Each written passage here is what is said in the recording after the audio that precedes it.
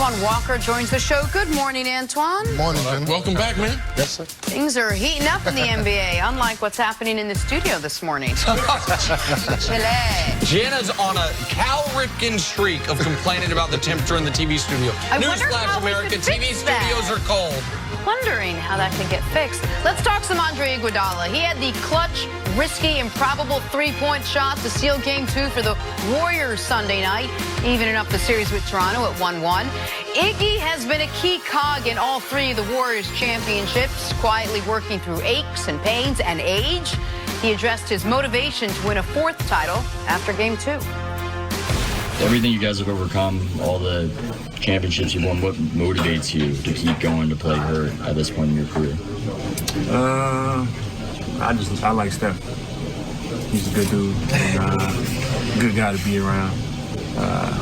That's really the only reason why I like playing basketball. That's the only reason why I play. Did that run You want him to win? Like that's what it is? Yeah, they I've never seen him in person. Like, so such a good person to ever get some backlash or whatever from his peers because they're so jealous of what he has. So he's kind of sticking it to him. And so I'm trying to whatever it takes to protect his legacy. I'm all for it.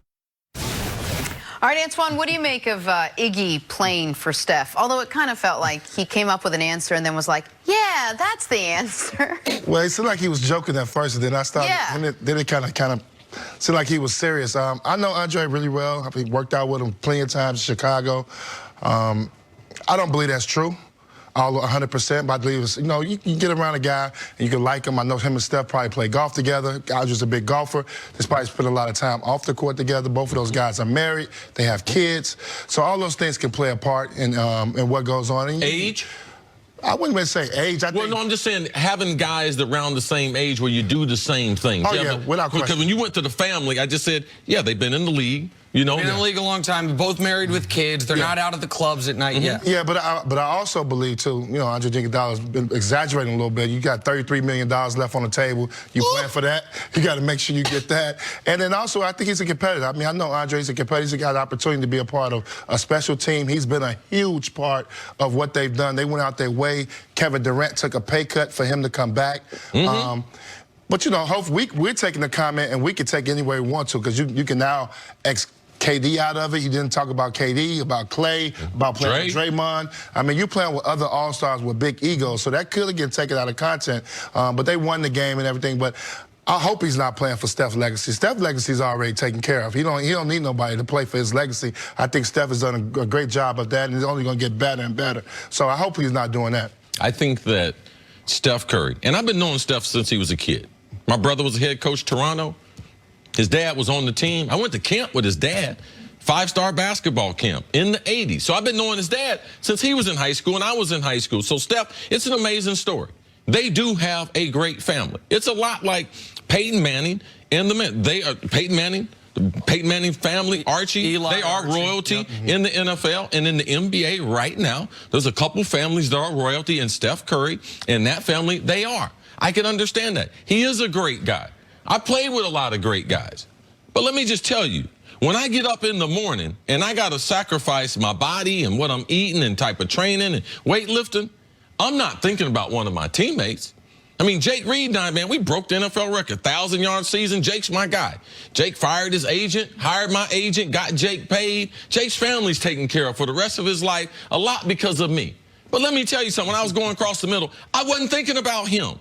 I was thinking about myself.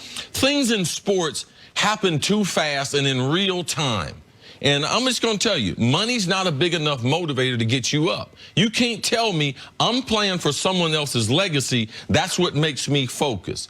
No, that's impossible. So I can understand, and I can understand being a good teammate, and I can understand saying things sometimes so players hear it, also the owners hear it, because there's a few staples to this team. That's Steph Curry and Iggy. People talk about Clay leaving. People talk about Draymond leaving. People talk about KD leaving. No one ever talks about, so why would I open that up and be like, yeah, I love that guy. I'm going to protect that guy. I got his back. There has been that in the NBA for a long time, but you can't tell me you're motivated you're married, you got a couple kids, but this is my motivation. I just call a little bull on that. Okay, so two quick points. One, when he says I'm playing for his legacy, whether we take that to be literal or not, what we can all agree on is how Iggy plays, how everyone plays, has to do with the narrative surrounding everyone else. And by that I mean Iggy took that shot and he made it. If he missed it, and the Raptors rush up the court and hit a three, you know what that narrative is? Steph Curry got that technical. Steph got that extra the technical. 1 point. Steph was 0 for 0 from the field in the fourth quarter with 0 points. He was in the first quarter, didn't make a basket. In the fourth quarter, didn't even attempt a shot.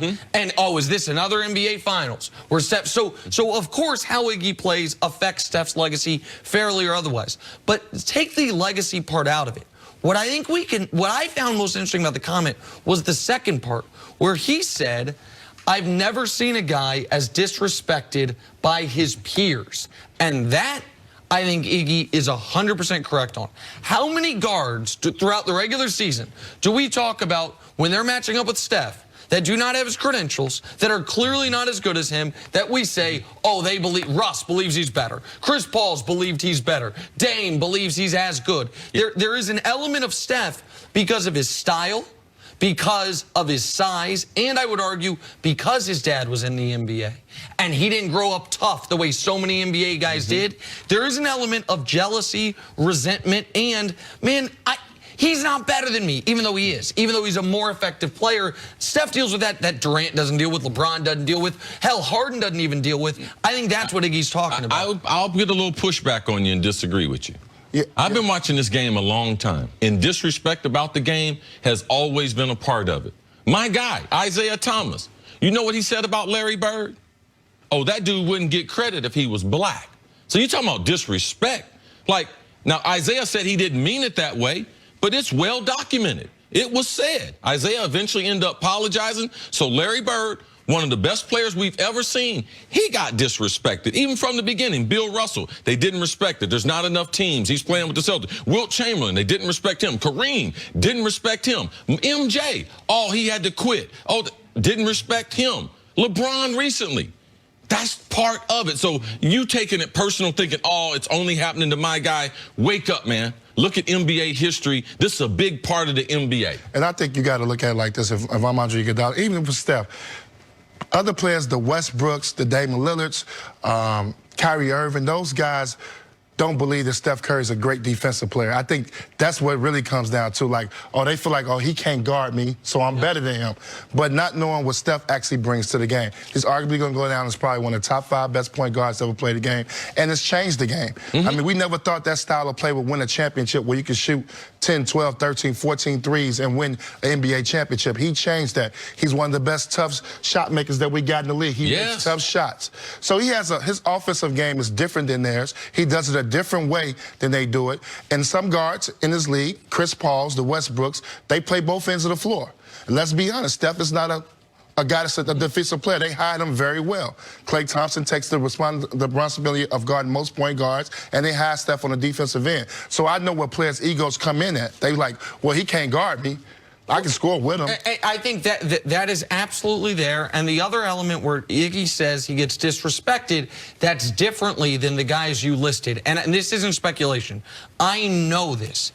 Top guy that would be on everybody's MVP ballot year after year, the feeling is, why does Steph get to be the underdog? Why is he discussed as the underdog when, of all the guys in the league, of all the great players, he's the guy who came from the infrastructure to help him succeed more than almost any of us? There is similar, Grant Hill dealt with this to a degree as well, which is the NBA is not a league of a bunch of guys that were rich kids. And the fact that Steph and Klay, the two of them combined, the Warriors were initially the lovable underdogs. And these two kids, both their dads played in the league. Both them came up rich. Both them came up in situations different than almost all the other top players. There is a level of resentment that is real from other guys in the league, and I think Iggy knows that, and I think that's one of the things he's tapping into. I get the disrespect. I could do your job easily, but I sit here every day next to you. I left out Steve Nash, too. I forgot. Yes, Steve. 2 times. Stick around, Antoine, Steve coming Nash up. definitely got disrespect. What about Allen Iverson? Left him out, too. Could Kawhi's injury cost the Raptors a real chance at the